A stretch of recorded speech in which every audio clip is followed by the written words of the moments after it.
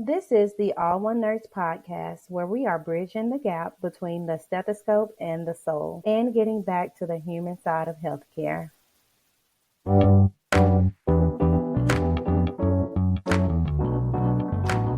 Powered by Riverside.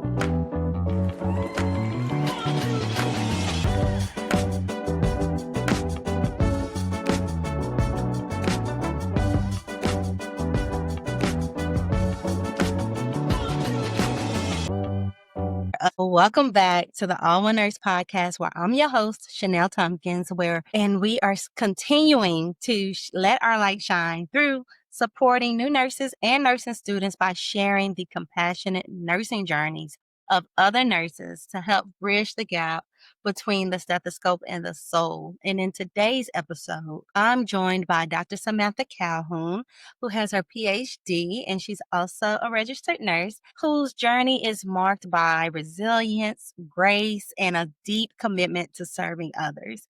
From clinical challenges to spiritual breakthroughs, Samantha opens up about what it means to lead with purpose in and out of scrubs. She's a clinical assistant professor for a nursing program here in the Mid-South area, co-founder of Faith Works LLC, and she shares her heart for God through her Simply Faith messages on social media. And you'll learn more about this as well in the episode. We'll explore how Sam's faith has shaped her nursing practice, the lessons she's teaching our next generation of nurses, the moments that reminded her why she chose this path, and her invaluable advice to nursing students. So whether you're a student, seasoned nurse, or somewhere in between, this conversation will steer your spirit and strengthen your calling. But before we dive in, I would love for you to go ahead and subscribe to the All One Nurse podcast on Apple, Spotify, Google, wherever you're tuning in from, or YouTube, because these conversations are changing lives. Now, don't forget to stay tuned to the very end for updates on our mentorship opportunity, our private Facebook community, free and paid resources by All One Nurse, which you can find on the link tree, and most importantly, how you can connect with Dr. Samantha Calhoun. So let's dive right in. Hey, Samantha, welcome to the podcast. Thank you, Shenell, for having me. I'm so excited to be here. Yes, ma'am. I'm glad I finally got you on here. Yes. So as always, tell us a little bit about you and what first inspired you to pursue nursing. I love this question because I find that at 12 years, no, I think it's at 11 years, I'm at 11 years in nursing now, that answer begins to evolve the more experiences that I have. But I'll start from the beginning. I've been a nurse for 11 years. My route started with the BSN first. So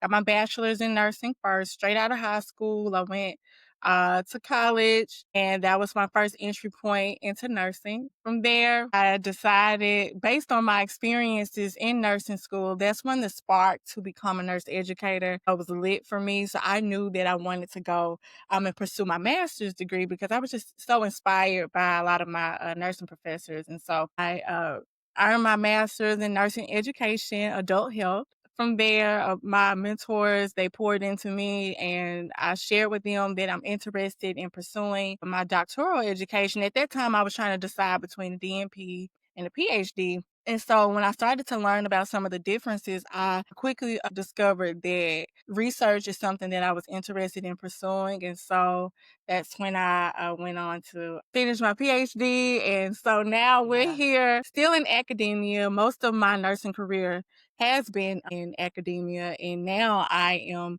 entering into the world of nursing research. And so I'm just excited about where this journey is taking me. And so my inspiration to getting into nursing, just a little bit about my background. I'm a first gen nurse, first gen college grad, all the things. But I would say that first spark happened with my mom. My mom was a nursing assistant. And just hearing how she talked about some of the nurses that she worked with and just the community that she grew up in, because she started out at 19 as a nursing assistant. And Wow. so she grew up with a lot of the nurses, and they poured into her, and just that nurturing relationship was something that I remembered her talking about. And so that was that first spark to say, hey, this is something I think I may want to do for myself. Awesome. Now we got to go back because you said you did your BSN. Now, what were some of the challenges that you faced coming through nursing school that you would like to share with us? Absolutely. And I'm so transparent about my challenges because I want to normalize it, especially for your audience. I know that you're geared a lot towards nursing students, and I want them to hear this. So, my first challenge started before I even got into nursing school. I went out, I applied, and at that time, we had to take a nursing entrance exam. And I failed that exam the first time. I didn't make the scores that were required for the program, and I had to reapply. I tried to go and take the test the second time, and I didn't pass. Oh, And then, wow. Yeah. yes. Okay. And so I said, okay, God, what is this? Yeah. Hey, all of my prereqs, I made A's in my sciences, all the things that they told me to do, I did it. And everything was lining up except for that one thing, which was the entrance exam. And so on my third attempt, of course, that was when God and we had a conversation. I said, look, I made it this far. Yeah. I'm gonna need for you to help me. And so that's when I figured out that I never will forget. It was just like you and I talking right now. God said, in order for you to be successful in this program, you cannot depend on your smarts, your intelligence, your study habits. You're going to have to depend on me. And so at that point, that's when I first learned that I needed to invite God into this experience with me. And so it increased my prayer life. I said, okay, God, I'm going to do this with you. So I started to seek him, and he started showing me how to study Come on. and how to trust him. And so at that point, that's when I passed the exam on the third time and was subsequently admitted into the program. That's before I even got into the program. Wow. That sound like God is like, before you even take off, let's see me as your source. When you do get that degree, instead of saying, look what I did, look what God did, so that he can get all the honor. And so I love that. Thank you for sharing that. And one thing I do want to point out for my listener is a prerequisite of when you said prereqs, it just means the courses that are required prior to getting into the nursing program. And so there are certain courses. So I did want to make sure I mentioned that, because you have so many young people like, okay, what's a prereq? What's a this? When I started at a community college, no one told me about the prereqs, even though I told myself, how I explained to my advisor that I wanted to do nursing school. She was like, oh, you have to take microbiology, A&P. And so I had to squeeze all these classes in my last semester for my associates degree. And so thankfully it worked out. So I do want to point that out, what a prerequisite is. But thank you for sharing that. And so then you get into the program. And I know that you've spoken openly about overcoming self-doubt and fear of not being enough. And as a first gen, like, how did you navigate those feelings coming through nursing school? And what advice would you give to others that's facing those similar struggles? That's a great question. That's a great question. I think to begin answering that question is what I now know is what was the source of that. And so through work, and I'm not going to say that this was a self-discovery process for myself. I actually had to go through therapy and prayer and to unpack some of those sources of not feeling like I was enough. But it started in childhood. I was a gifted student, good grades. And for me, that was in some way was shaping my identity. My identity was just somehow shaped and connected to how well I performed academically. And so when you take a person who they base their entire self-worth, their self-identity on their achievements and how well they do in this one area. For me, when I struggled in nursing school, I thought that there was something was wrong with me. And so one of the things that I would say in unpacking that now is that you're more than what you make on an exam. You're more than how you perform in clinical. That's just a small part of who you are. And there's always going to be this learning curve when it comes to nursing. But I compared myself too much. That's why I want to land with that not feeling enough. comparing myself to other students, comparing myself to how well I did maybe in another class. Like it was always this internal pressure to prove to myself that I belonged in that space. I just didn't know enough. I didn't have a person to lay out the blueprint and tell me that, okay, this is what you're going to go through.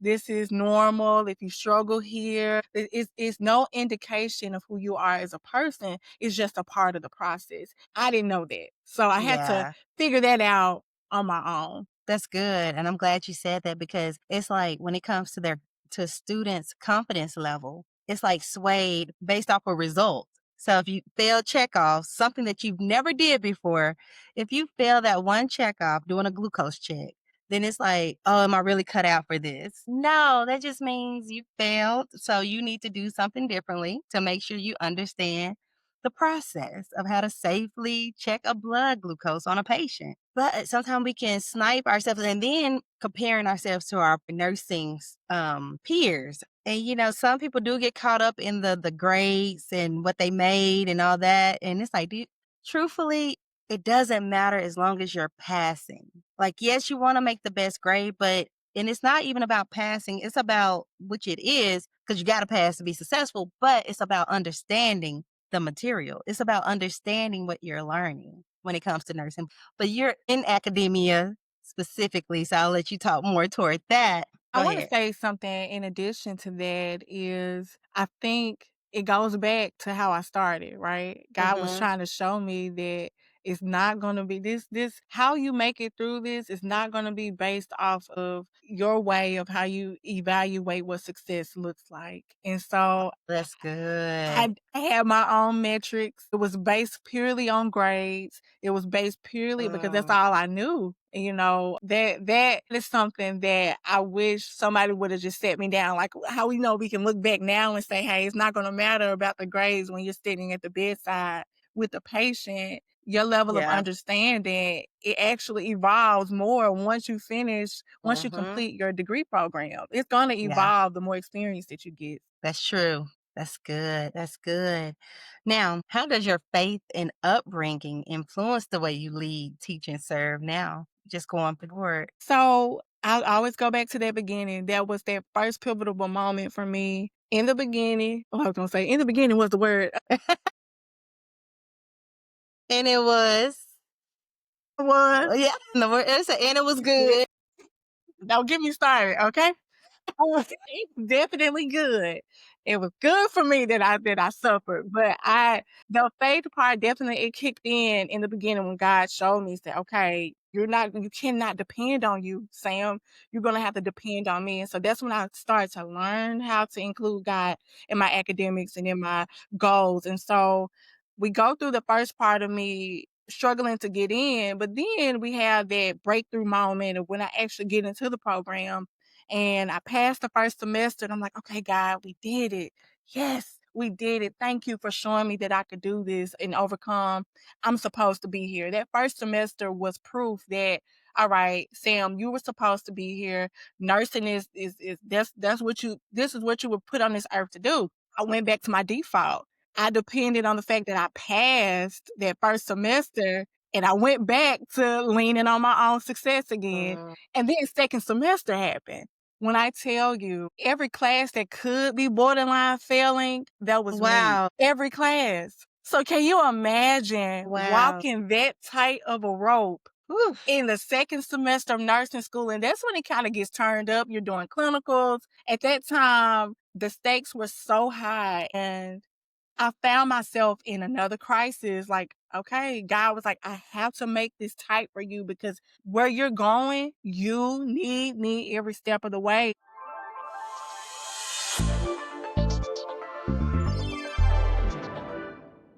Okay. I paused this episode to bring you a faith-filled nurse note titled A Pause for the Heart. And my scripture today comes from Ecclesiastes chapter 3, verse 11, which says, He has made everything beautiful in its time. So, dear nurse, in the middle of your shift, your studies, or your self doubt, pause, breathe. Remember that your journey is not random. is divinely timed. You were not called to nursing by accident. You were chosen to be a vessel of healing, compassion, and light. And Dr. Samantha Calhoun reminds us that purpose is not just found in titles or credentials, it's found in how we show up and how we depend on God in the quiet moments of care, in the courage to keep going, in the faith to believe that even when you feel unseen, God sees you. So today, let this note be your reminder. You belong, you are equipped, you are becoming, and everything, yes, everything is being made beautiful in its time. All right, let's get back to the conversation with Dr. Sam.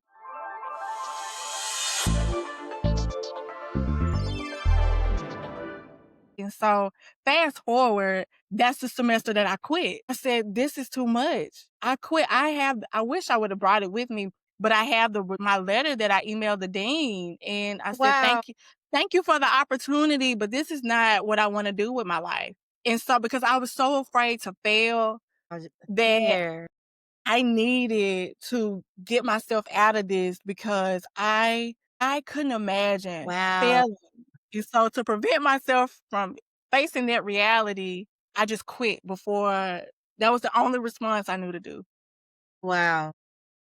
And the story would have it is I'm going into the office with the associate dean at the time, thinking that she was going to process my paperwork to help me to, declare another major and officially withdraw from the nursing program. She prayed for me. Wow. She said, I don't usually do this, but something is telling me that you're making, this isn't the right choice that you need to make in this moment. My mind was already made up, Shenell. I said, okay, I hear what you're saying, but there's no way that I'm going to be able to pass. I Oh, prayed, God. went to church that Sunday. She said, just think about it. I'm going to hold on to this paperwork. Just think about it. Just go and come back at me. Can you just promise me that you're going to meet with me on Monday? I said, okay, I'll do it. I was already convinced that I was not going to go back, Shenell. I was like, that's it. I'm done. I actually was going to go and pursue social work. I said, I'll go I can go to social work. I'm still helping people. So anyways, I go to church that Sunday and I said, I was just feeling so low. I said, God, I need to hear from you. I don't even know what to pray in this moment. But a woman sitting in church, she turned around. She said, I don't know you, baby, but God said that whatever it is that you're praying and asking him for, Mm. he hears you and you're going to make it through whatever it is that you're struggling. I'm like, oh my God, Mm. no, I don't want to go through this. No, Wow. let me stop. I don't want to go through this. And so Wow. as you can tell, I went through with it. That was my sign to keep pursuing it. But I would tell you this is how gracious God is. He still did not let me make it through that second semester. Once I decided to keep going, I barely passed that semester. Wow. I thought that it was just going to be some miracle and that finally, Yeah. everything was going to start clicking and that, okay, now I'm going to see the grades that I needed to validate that, my self-worth. Mm. I barely passed with a half of a point in 2 classes. Not one, but 2 classes. Half of a point. They had to round up in order for me to to keep going. Yeah. Wow. But you passed. You passed, Sam. That's hard. I done told them about my first semester. I was riding on like a decimal point. I'm like, if they don't round, I'm out. And I was like, God, if this works out in my favor, it's game on. From now on, I'm gonna take it serious. Yes. And I Yes. did. I passed and I was like, okay, everything else on the back burner. Everything else on the back burner because you have to be all in. And Yeah. I don't know what it is about the nursing program, but you have to be all in. All in. Yes. All in, and I tell young people all the time, whoever he or she is, when you think you want a boyfriend, girlfriend, focus. You have to focus. Have to focus. And you can't put yourself in situations to where you get all the way through school and then you can't get your license Yeah. because you done got to fighting. You done I got a that story for that reaction. too. I got a story for that too, Shenell. Listen, can you tell your sister over here needs some humble pie, obviously, because Look. God was like, if you think you passed and you got through this, he said, I got to do this one right here just for the road. So you talked about those state boards. I failed the first time. I was like, I said, Lord, what is this? Now I done struggled to get in. I struggled to make it through. And then you wouldn't let me get through this process to get my board. I mean, my license. And I have to struggle through that too. Man. And then you have to deal with the confidence building just to do it again. Just to do it. It's like, you already have that anxiety. What do you feel was your barrier when you took it the first time? I didn't believe in myself. I second guessed a lot when I got to that exam. I'm not gonna say I'm the best test taker because I overanalyzed. That's not the best way to get to see my level of understanding. And so I just struggled with taking tests. Yeah. And so that was my biggest thing. Yeah. And then of course the options are like, most of them are good options, but you have to choose the best one. You have to Yes. choose the best one. So thank you for sharing that, because a lot of times, sometimes it's like, okay, what did you do differently? So did you do tutoring or anything before taking it again? Or did you tell us about it? First time I didn't have a strategy. And so that was mistake number one. You got to Okay. have a plan.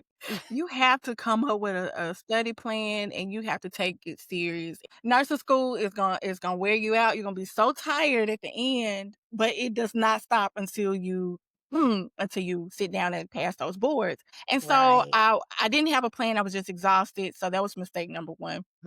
So the second time when I reattempted the exam, I had a strategy. I had to go to the Lord in prayer. I said, God, I need for you to give me wisdom on how to break it down. And so at that time, I don't know, I don't want to promote a product. I'm not advocating for it. I'm not promoting this product. But at the time, we had Hearst review. And so there were test taking strategies and exam questions that I practiced. So I kind of broke down the content that I wasn't as good in. And I determined that based on doing practice questions. So I saw some of the areas that I struggled with. And so that's where I spent time, I think for 45 days straight. I would study for at least the minimum maybe was 2 hours, but maybe 6 hours a day. I was studying, doing practice questions, quizzing myself, and just dedicated to getting the content, because what I learned was even if I got a question wrong, it's important that I know why that is wrong. And that was the key. That was the difference maker for me. You have to know the rationale as to why it's right, why it's wrong. So that helped. Yes, that's good. And I tell them, folks, it's not about how many questions you do. It's about understanding the questions. It's not about quantity. It's about quality. Break down the few questions that you do and look at the rationale, because it's going to help you with your reasoning and your critical thinking with more test questions. And so you get caught up on how many you got right or how many you got wrong, but really you need to just be reading the rationales as you're answering them. Yes. Yes. Yes. Thank you for sharing that. Now, just jumping right into a patient perspective, before we get into your educational insights, you emphasize creating a safe space for early career nurses. As I'm looking into your LinkedIn and just kind of reading up on you, Sam.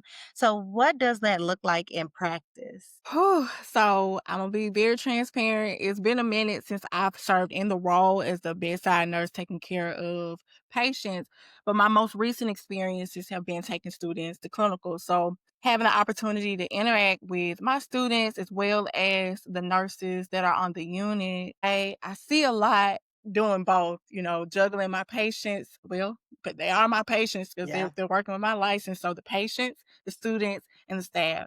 And so when I think about safety, I allow a certain level of mistakes to happen organically while the students are in my care. Not mistakes that'll put the patients at comfort. I'm talking about grabbing the wrong pair of socks. You know what I mean? Like, because I think nursing students, they are so hard on themselves. So hard. And I hear them say things like, well, I should have known that. I'm like, why? why would you know that when you're here to learn? And Yeah. so I normalize mistakes early on, those small mistakes, so that you can learn how to bounce back quickly when Yeah. you're on the floor. Just bounce back. Because one of the things that I find is that they stay stuck in I did something wrong, or I'm not smart enough, or I should have known this, and they point at themselves when it's just a natural part of the learning process. Yeah. And so allowing them room to process their mistakes, learn from it, learn from Yeah. each other, learn from the nurses on the unit. And we do a lot of that processing so that they don't leave clinical thinking that it's them. It's not you. You're learning. So Yeah. just so they can adapt that mindset of I'm gonna continuously have to learn and I'm not gonna know everything. Yes, and it sounds Ever. like you're helping them build some resilience as well as they're learning, how to do things well and make those mistakes. It's like you're teaching them you can't stay stuck there. Like you have to, okay, what did I do wrong? What do I need to do differently? And okay, let me continue to work on what it is that I need to be working on. Yes. Because a lot of times when they get stuck in this rut, it snipes them from the whole experience because they're stuck Yes. on grabbing the wrong socks. Like, Yes. like bring it back.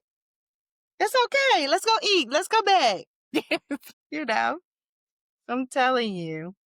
And I love how you mentioned that as a clinical instructor, these are your patients. So you're still practicing, whether you're not clocking in at that organization, but those students are riding on your license. And that's what I Yes. would tell them when I did my little short span of clinicals. And I love the students. But like now, I think that a lot of programs may not, and you can tell me whether y'all do this or not, but you remember we had to like pre-assess our patients. Like we had to go in the night before, the evening before, and then come in the next day, be up all night writing out the care plan, the medications, and you better know everything about that patient. Everything about that patient. And so I think it's a little different now, but I remember telling my students at the time, I'm like, hey, you got one patient. But if I got 7 students, I got 7 patients. Y'all are on my license. So I expect you to come in prepared so that I can keep my license. I'm just saying. I know they thought I was crazy, but I did have one student. She said, Miss Tompkins, she said, you don't intimidate me, but I do feel like I don't want to let you down. And I was like, that's so sweet. I said, that's so sweet. Because I used to tell them, I'm not here to intimidate you. Yeah. You're here to learn. And I want you to learn. I want us to be able to have a conversation, but I am going to hold you to a certain standard. Yes. And I expect you to hold me to one as well. And I mean, this was like being pregnant. One clinical group didn't even know I was pregnant. They saw me the next semester. They was like, Miss Tompkins, that's why you ate noodles every time. We thought that was a lot of sauce. Not the noodles. Yeah, they said that explains why you ate noodles every time. I was like, yeah, I didn't want y'all to think I was weak. That's why I told them. Because I was on time. I didn't really have nausea anyway. Yeah. But I just tell them, like, hey, I'm not here to intimidate you. Because for one, once they get through that nursing program, and if you still practice at the bedside or even as you become a patient, I'm no longer going to be above you. We're going to be lateral. And now just watching them come into the hospital, those nurses have been working for years now. And I was like, oh my God, it's been that long. Yes. They're married with children. And I look at them, I'm like, what did I tell you? We're going to be working side by side one day. So I'm not here to Yes. intimidate you. I want you to learn. So Yes. I love that. I love that you create a space of safety for them because they need to know that. Yes. They need to know that and not feel like they're less than or that you're better than. Like, no, I know more than you do. At least I know how to go look it up, Yeah. I know where to go to get the answer. Yeah, I am very resourceful. Yes. But I want to create a space where the learning and the teaching is reciprocal because they'll teach us something too. Yes. And Yeah. I'm glad that you said that because that's a part of the safety. This is bi-directional. I'm learning from you just as much as you're learning from me. And I tell my students every time I give them a list, like I journal And so I'll give them a list of things that I learned from them at the end of the semester. And another thing is too that I don't believe in hoarding information. And so Come on. sometimes what I do at the end of a clinical, I make them write down on an index card, give some advice to the students that's coming behind you because they Oh, I need love to learn from that. you, from your perspective. Like I Yeah. want you to be able to share. And then also to modeling to these future nurses is that don't hold on to information. If you Yeah. know it, it's meant to be shared. And it's not Yes. to show how wise you are or how Yeah. super nurse you are. Nursing is a team sport. It's a Yes. team sport. We cannot do it Yes. alone. You're going to need somebody. And most importantly, somebody's going to need you. And so just modeling that for them, that's how we keep that ecosystem of learning Yes. at the forefront. Yeah. And it helps build everyone up.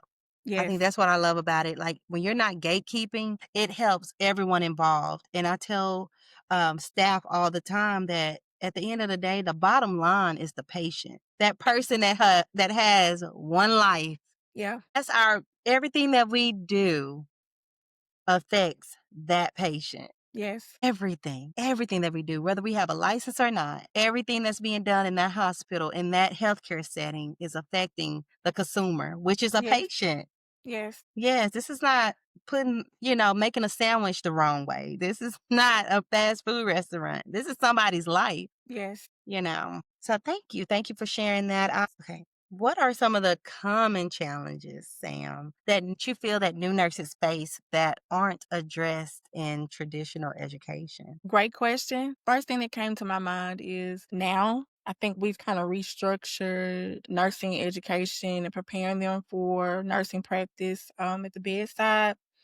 I don't think we prepare them for the level of work that they're actually going to be doing. Mm, And that's we, good. we we've evolved in a lot of ways, but I don't think that role identity is something that we still struggle with preparing them for. And there's gonna be that because they're novice, right? They're advanced beginners as these generalists that are newly licensed and they get out into Yeah. the real world. And so there's a process of developing that role identity. But I think a lot of people still don't know who we are as nurses. They don't know what we do. They don't know who we are. And I think it's a lot because we don't know who we are in some sense. And so when I think what we lack in traditional education, especially at the pre-licensure level, is not creating opportunities for them to function in their role as a nurse. That's why I think stimulation is so important and really stressing to students when we're doing stimulations, giving them stimulations that really stimulate what their role is. Not the student nurse, Yeah. not the nursing assistant, but the nurse. You're responsible in all those different facets of what you will be responsible for as you're functioning in that role. I think that that's something that we need to do more of to get them comfortable with being in the driver's seat. Yeah. Because one of the things that I do not like, and I hear often when I go to some healthcare settings, I hear the nurses say, a patient may ask a question or a family member may ask a question. And the nurse says, well, I don't know. I get that you don't know, but nurse, this is your Yeah. patient. There's a way for you. Obviously, there's a communication gap there that we stand in the middle of that we can help facilitate all the key players that's involved in their patient's care to get this family or this patient an answer. And so I think, because I'm real passionate about this, is that helping to put them in the driver's seat and for them to really understand you are the leader here and you're responsible for more than just tasks. Yes, that's good. I think you just hit the nail on the head with that because I think even with the electronic Mars now, they want to get that green check mark. And so if you have a preceptor that's task oriented, they're going to train task oriented nurses. Yes. And so it's like, how do I get this task done? And they kind of miss the holistic part of the care that that the patient needs to receive. And yeah, I love that. I love that you brought that up. That's good. That's That's so good. You made me think about my own preceptor, and if she ever watches this, I'm not gonna say her name. She didn't care if I knew skills or not. She challenged Wow. me on my thought process. She was Yeah. tough. She was Yep. tough. Everybody, look, they thought she was so mean. I did too. I was like, please don't put me Yeah. with her. but that was the best thing that happened for my career because she was a thinker. She always wanted to be ahead of the doctor. She wanted to be ahead. She wanted to anticipate needs, and she taught me how to do that. And so that takes me back to an area where I think that where there's a huge gap is how we train preceptors to precept nurses. I don't think we give them enough training to be able to help them to start to develop, that identity. There's a gap in how we train preceptors. They're in part, they're educators. Yeah. They're educators. So, yeah. Yeah. And I think there's so much, it's like I don't want to say an assembly line per se, but it's like there's another part of that equation because the preceptors, they're when we talk about workload, the workload is already hard. So then it's like, okay, I already got to get this task done. I'll tell you about this later. But if the day was rough, later, we might not talk about that later. It's going to be, I can't wait to get home. So I think there's so much that goes into it so that we can really give everybody a little bit of what they need. Yeah. To make them more functional and more effective. But I love that you basically mentioned nurse-driven care by putting the nurses, like getting back to being in that front seat, like you are the driver. And one thing that even providers may mention is that when I'm asking about how new nurses are doing, like some of the newer nurses, and they'll say, well, I get phone calls all night. And these are phone calls about things that may already be ordered PRN. And so can you imagine being woken up about something that's very minor, or it may be something very major, but you're beyond a phone call. Like you may need to page MRT. Right. Right? The rapid response team. You may want to page the rapid response team. And so it's things like that it's like, okay, as nurses, how do we teach them to be thinkers and to anticipate your care. Anticipate your care. I used to break down my 12-hour shifts into 4-hour increments. You too? Yes, girl, that's a long time. I used to break it out in 4-hour increments. I could do anything for 4 hours. Me too. Maybe that's the Holy Spirit, friend. I don't know, but I can do anything for 4 hours now. Yes, ma'am. I would break it down into 4-hour increments, but I will also inform my patients. Like first thing in the morning, you're going to know if you're my patient, hey, who I am. I'm getting report. I'm about to pass meds. Matter of fact, I'm about to get a cup of coffee and sit down and look at the charts. And looking if they can have coffee. Would you like some? If not, I'm gonna be at the desk and then I'm gonna start passing meds at this time. Between this time frame, I may start in here, but based off report, I may have to start somewhere else. I change dressings after lunch. Like I just let them know what I'm projecting this day to look like. And Lord's willing, I'm here till 7. And we go from there. And they think you're the best person ever, all because you communicated. Yep. Yeah, all because you communicated and invited them into their own care. You informed them of what the day looks like with you. Yes. Yes. I love patient care. I do. I can't really miss it on the personal level, but I know God has called me to do something different right now. And nothing is wasted. God can sometimes put us in a position to where you still affect the bottom line, which is the patient.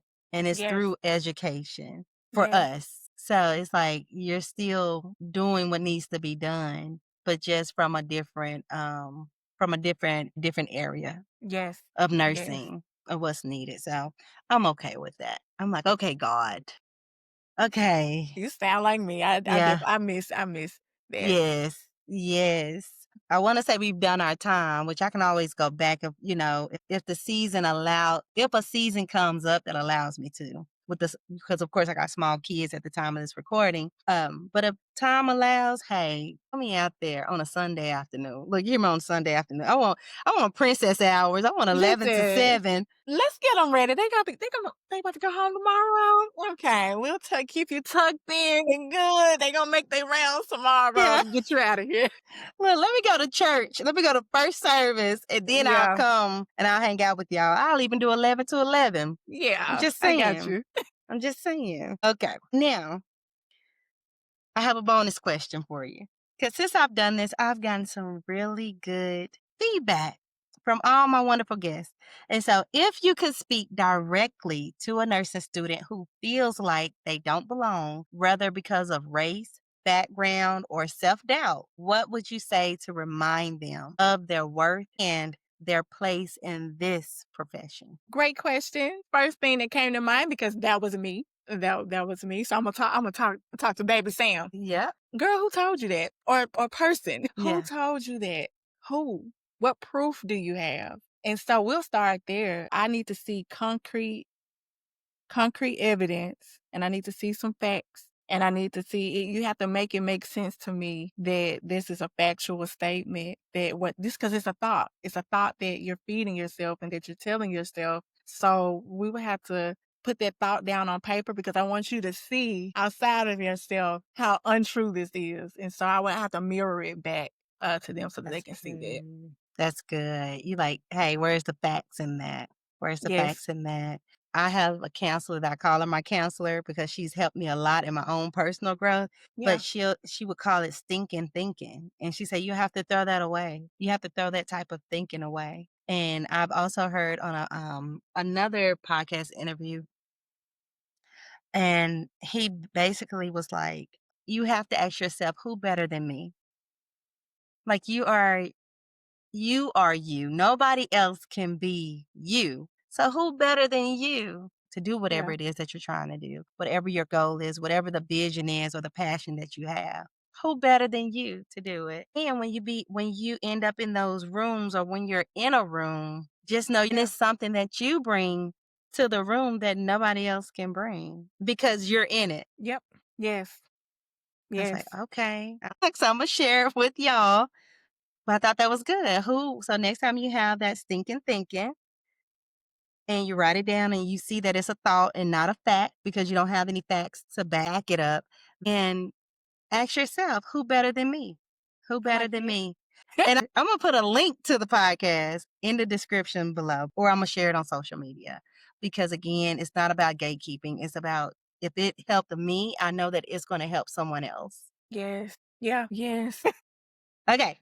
So just jumping right into your educational insights, Sam, tell us more about your purpose and your current roles that you have. Hey, let's start down the list. So we'll start with professional.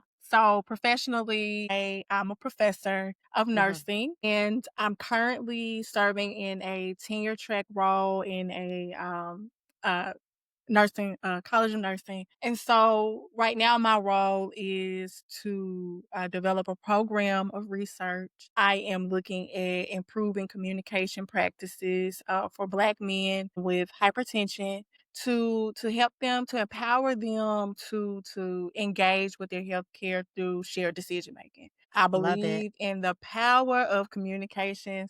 Patients should be able to know, they should be able to understand. It's not that they lack awareness. As you can probably know, men, they can tell you what the blood pressure is supposed to be and all of this. So it's not that they have a lack of knowledge. I think is them being able to truly internalize it in a level where they can understand to do something about it, to be proactive. So, and I think we have reduced that medical encounter to a lack of substance between these patients and these providers, and we can't neglect the importance of communication. So right now I'm looking into ways to improve the communication spaces between Black men, particularly with hypertension, through shared decision making. All right. That's awesome. Thank you. And that's where my current research is. And I'm new to this space, so I'm learning. I'm in a learning phase with this part of my career. It's still academia, but I still teach, but the focus has become more on the research side. And teaching is still a component of that, me being a professor, but it's kind of has changed. And I will just say this, I miss being a clinical instructor. I miss my pre-licensure students. I miss them so much, but my purpose now, I'm teaching on the graduate side, is pouring into our future leaders. So I teach in a master's program at my college. And so it's just seeing these new leaders start to bud and challenging their thinking to think at this level and systems levels, and just seeing those aha moments start to take shape and form. So I'm finding purpose in that. And so what I do on my 9 to 5, but service is work for me. I serve in a lot of different roles. I serve with my husband and his nonprofit, STS Enterprise, where we focus on preparing young people for careers and getting them ready for the workforce. So career readiness, workforce development, and leadership development for college students, and playing a huge role in developing that program for students here in our local area. And then also, I serve Simply Faith. That's a ministry that the Lord birthed through me through my struggles in nursing school. So remember, I told you I had Wow. to learn how to trust God in Yeah. every area of my life, and He used my academics and my career to shape the level of faith that gets His attention. And so this ministry, it serves at the nexus of education and empowerment. So I want to empower believers to believe. I think we Okay. know God, we trust God, but sometimes we don't believe it for ourselves. We'll believe it for other people, but it's hard for us to believe it for ourselves. So That's God, good. He'll give me wisdom and different insights to share via my blog. And so I serve by pouring out my heart and sharing my faith journey with community. Then also I serve my Yeah. husband and I, we have a company, Faith Works, where we consult with, I don't like calling them small businesses because these people, they come to us with these really big, huge, life-changing ideas and ministries and organizations that we partner with them to help them to work out some of the kinks in their business and get them started to keep them moving forward. Yeah. We try to help people to get unstuck. So we partner with them in strategy, providing resources to get them up and started to keep them going. So yeah. That's awesome. Man, servant leader is what I hear. Mm, You're definitely a servant leader. Like nursing already requires a lot of serving. And like you said, you're just serving from a different space now. But what you're doing it's just gonna trickle down back to the patient. yep. When you're teaching in this master's prepared level and one thing I learned, one thing I loved, and like you said, you have these aha moments as you go into higher education is that you get to see the grand scheme of things, or in nursing, when I left the bedside to get into staff development, it's like, okay, this is why policies and procedures or guidelines are so important and showing up to help make these decisions. And my hopes is that more people that's actually being affected by the decisions are able to show up or have a voice. So that's a whole nother conversation. But I do love just being in a space, even though we're not at the bedside anymore, we're in a space to have more influence on how things are affected. Yeah. Absolutely. Yeah.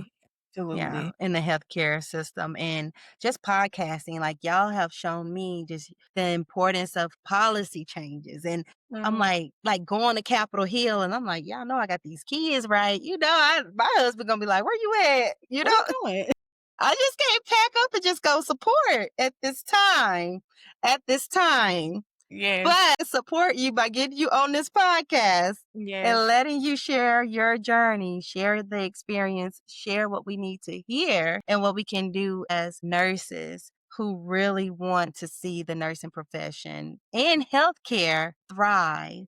Because I think a lot of times it's not a lot of times. Anytime it starts with the individual. Like I have to be willing to do the right thing. I have to want things to be better. You don't have to create a rule or manage me in a way or provide so many staff members.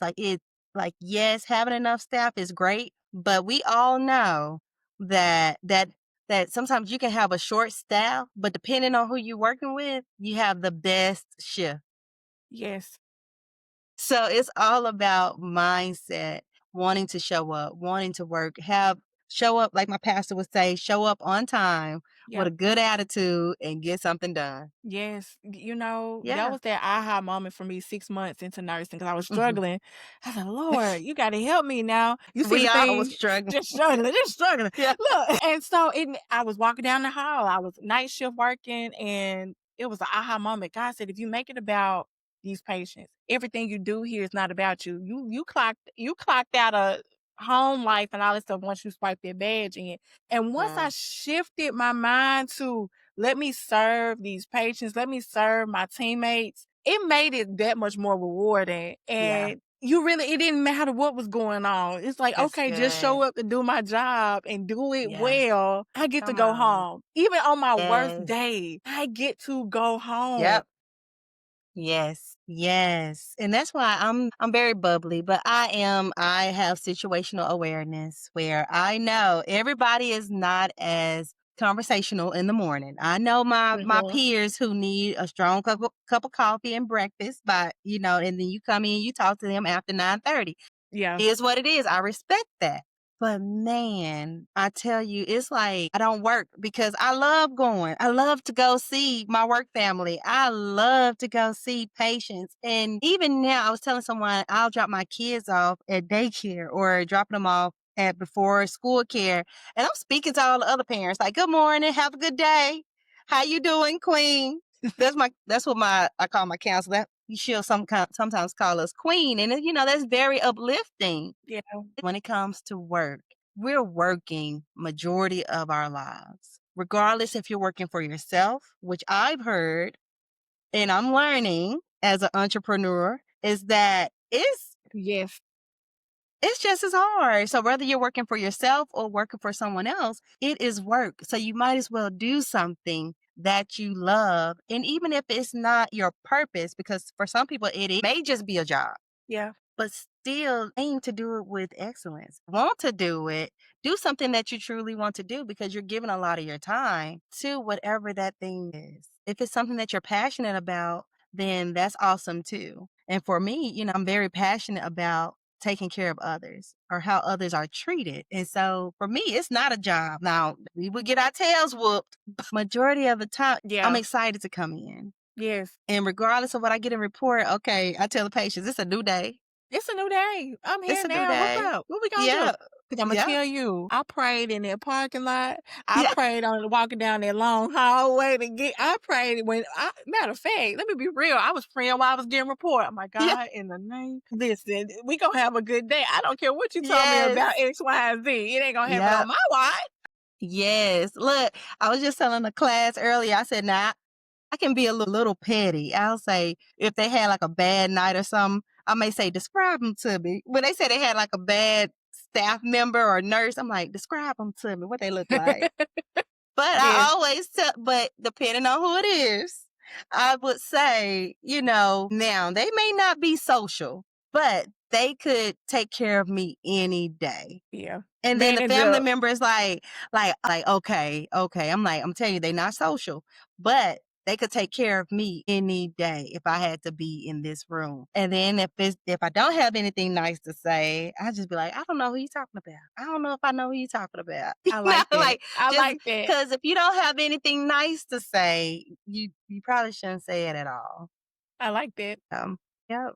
Because patients will tell on you. I'm just saying. Listen, They may not. yes, They may not tell yes, you to your face, but they gonna tell the next person that come in. they will. Yeah, they will, especially the older patients. They'll tell on you in a minute. Okay. Now, as we're talking about educational insights, Sam, I do have to ask this question. How can nursing programs better integrate cultural humility and inclusive communication? Because I can tell you're big on communication, even in the patient care realm, but just getting back to academia. So, thank you for this question. I heard it in one way. I'm big on language, so I Yeah. heard it in one way. So I want to start with answering it how I heard it. Okay. Being more the cultural humility piece is one thing that I truly believe in. You can't listen and talk at the same time, Mm, and so that's good. listening is one of the most humbling things that you can do, that you can slow down and truly try to understand the person that is sitting across from you or whatever the case may be. And as we bring it back to nursing, I think it's important that we truly try to understand, for us as educators, the students that are coming into our programs, let's understand them. Nursing doesn't look one way. There's so many people with so many different talents and perspectives and life experiences that can truly make a difference in our healthcare system. I'll just take it beyond nursing, that they're our future leaders. And so whatever view that we have or whatever picture that we may have as educators of what a nurse is, I would challenge us to expand our viewpoint on that Oh, I like and that. listen, being open to hearing them, but more Mhm. importantly, being open to seeing them. And I think if we put that into practice of seeing our students, and I'll just say give examples of don't always go for the student who is more forward with their questions and they're more vocal.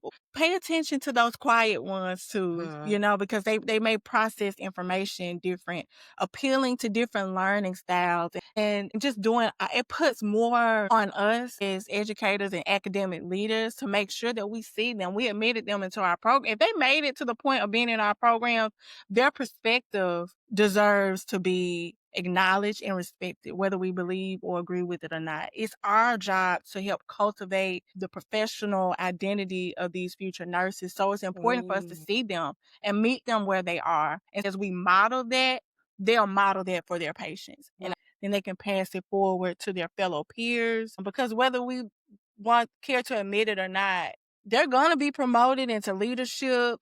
If we don't intercept them in nursing school before they get out into the real world, whatever they picked up along the way that we had a hand in and that we didn't try to stop to shape and to mold, they're gonna pass that on and it's just gonna keep perpetuating itself. If it's a bad Mm. practice, it's gonna keep perpetuating itself. Yeah. So we have to not be afraid to address things when we see it. And I think that Yeah. puts a lot of pressure on us as academic leaders, but it's important. We can't ignore it.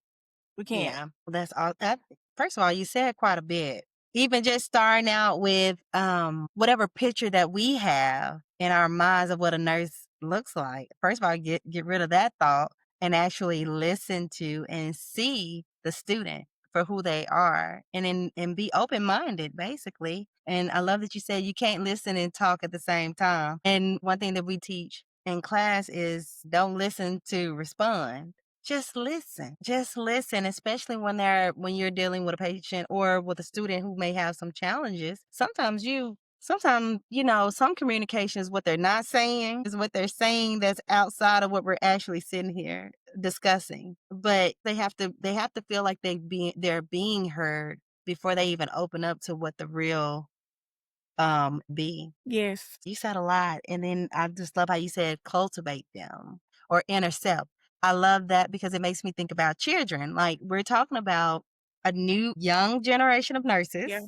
that's about to come out into the field. And so if you don't intercept, just like with children, if you see behaviors that need to be addressed, the temper tantrums, if we're not addressing those early on at 3 and 4 years old, 5 years old, then guess what? They become 10 years old, or 13 years old, 20 years old, still having temper tantrums Yep. because nobody addressed it. And so, like you said, it's not going to help them first and foremost. And just flipping back over to nursing, it's not going to help those involved if we're not cultivating them in a positive way. Yes. Yeah. Yes. Yeah. We have the influence, in academia. Yes. And I know I put a lot on us, but so much happens in a nursing program that shapes Yeah. and molds. You will not forget your experience. And Yes. so really, really owning that power that we have as educators. Like this is the time now to do some cultivating. This is where they learn. This is where we model the tenets of our profession that we're so Mhm. recognizable for. Yes, yes. And truly get back to, and I know nursing is still known for the most trusted profession. So it's like let's keep that title of Yeah. being the most trusted profession and walking in integrity and with compassion and all the things. Now, as we wrap up this episode, what advice do you have for nursing students and new nurses? So the one piece of advice that I would have is that you need a mentor. You need to identify somebody that you can see yourself in and work on trying to cultivate a relationship with them. you need a mentor and you also need a sponsor. And just for our audience, so they'll know the difference, a mentor is somebody that they create space for you to process emotionally, to help you kind of unpack issues. But sponsors are those ones that they see something in you and they mention your name in rooms that you may not have the opportunity to be in the room, but that's the difference between advancing in your career or not. And I just have to give kudos to the mentors in my career, but especially the sponsors who stuck their neck out for me and said, "Give this young lady an opportunity." So you need that. You need a mentor. You need a sponsor. I love that. A mentor, someone that you can be, like I said, you can let out your emotions with, and then a sponsor, someone who's going to take your name into rooms and spaces that you're not even in. And I love it because your mentor is going to help guide you and build you up. And your sponsor is like, okay, they're going to make you more discoverable. I love that. Oh, come on, finger snap on that one. Thank you, Dr. Sam. What final thoughts do you have for our listeners? And how can the All One Nurse community support your work? Oh goodness, this is the toughest question of the of the episode. Well, the first one is I am so grateful for this platform. Number one, for those who are listening, you're here for a reason. Something that is shared on this platform, you need it. You're searching for an opportunity to learn more about this nursing profession, to find connection, which is so important, and to see nurses who are still dedicated to the profession. And you need to see this. So I'm excited to be able to be a part of this community and to serve in this way. I want to support by serving. And so I am in the process of writing a book for nursing students. Come on. And I want to be able to give back to this community. And once this is released and shared, I want to be able to serve this community by releasing it to All One Nurse Podcast first. Y'all gonna get the sneak peek preview. Come on. Thank you. Thank you. Yeah. Yes. Thank you. Thank you. And how can they connect with Simply Faith? Yes. So SamanthaFaith.com is my website. This is where my blog, Simply Faith, is housed. And then you'll also be able to connect with my other socials, Facebook, Samantha Faith Calhoun, as well as Instagram, just Samantha Faith. And then I also have a YouTube channel. But everything is on SamanthaFaith.com. Got you. And I know that you mentioned FaithWorks Consulting. Yes. So once you reach out to me, I can connect you. Okay. So I will also list STS Enterprise and FaithWorks Consulting because I just love it. I love the vision and the mission of everything that you do and everything that you're connected to, Sam. It's awesome. Thank Truly you. awesome. As a friend, a sister in Christ, a fellow nurse, thank you so much for just getting on here and just sharing all your wisdom and having this conversation with us. I really appreciate it. You're welcome. And just thank you for the opportunity. It's truly humbling. And thank you for everything that you do for the nursing community. We need to see your light. And I thank you so much for sharing it. We need it. Thank you. As I wrap up this episode, I just want to say thank you so much for joining us for this powerful conversation with Dr. Samantha Calhoun, aka Dr. Sam. Her wisdom, heart for mentorship, and faith-filled leadership are exactly what this community is all about. And so I know this is not the end of our conversation. And I look forward to linking up with Dr. Sam again, right? Now, up next on the podcast is a full faith-filled episode designed to pour into you. So it will be just me and you. And whether you're in nursing school, navigating your first year as a nurse, or just trying to breathe through life transitions, I truly believe each All One Nurse episode carries something for everyone. So don't forget, go ahead and subscribe so that you'll be notified when the new episode drops. And don't forget to check out the All One Nurse Linktree. It's your one-stop hub for the All One Nurse website, social media platforms, free resources like test taking tips that talks about prioritization, delegation, and a couple of NCLEX strategies. I also have a 7-day devotional for nurses coming soon. So be looking out for that. And my favorite faith driven and nursing essentials is on the All One Nurse link tree shop. And if you're just joining me, your host, Nurse Shenell, in the podcast space, then go find me on Nurse Converse, which is presented by nurse.org. And I also have those podcast episodes linked on the All One Nurse link tree. If you'll just scroll down to the bottom, go check it out. And if you would like to hear more from me on that platform, which will give me just as much exposure to even more nurses, then please fill out the survey down below in the description of wherever you're tuning in from, along with how to connect with me, your host, Nurse Shenell Thompkins, and Samantha Calhoun. And I'm also looking forward to upcoming interviews with Bria Burley, if I'm saying that correctly, who is the RN Prep Bestie.